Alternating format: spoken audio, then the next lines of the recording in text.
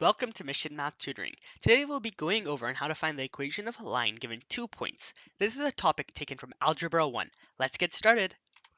So, we're going to be asked to find the equation of the line passing through the points 2, 3 and 6, 7. Let's get started. So the first thing we want to identify is the slope, which is also written as m. So in this case, we're going to be asked to find the slope. So we're going to be using the equation y2 minus y1 divided by x2 minus x1. In order to plug in the values, we have to assign them to both of our coordinate points.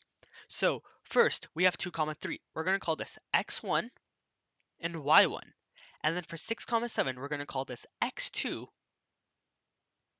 and y2. Now we have both of these labeled, we can just plug them in.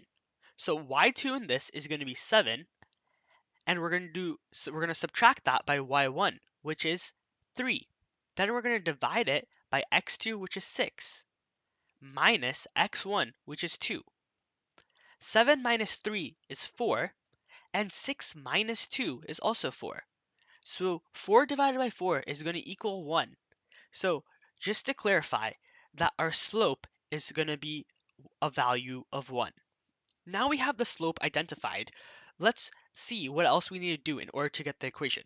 Next, we use the point slope form equation, which is y minus y1 equals m parentheses x minus x1. So what we want to do is we want to keep the values of y and x constant, which is the same. We're just going to keep the variables there, and we're going to switch out y1 and x1, and the slope, which is also m.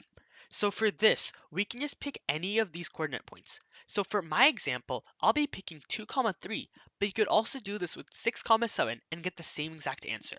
So now let's do this. So y, we're going to keep y the same, minus y1. In our case, y1 is going to be 3.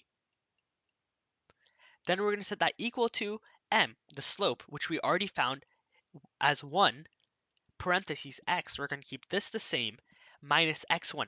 In this case, x1 is 2, so it's going to be minus 2. After we're here, we should distribute the 1 inside the parentheses. So now let's see what we get.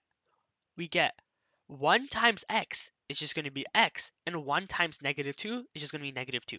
After we're here, we want to get the y by itself, so we're going to add 3 to both sides.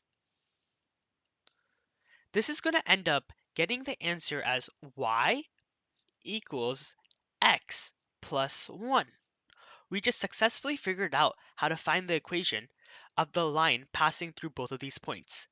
Thank you so much for watching.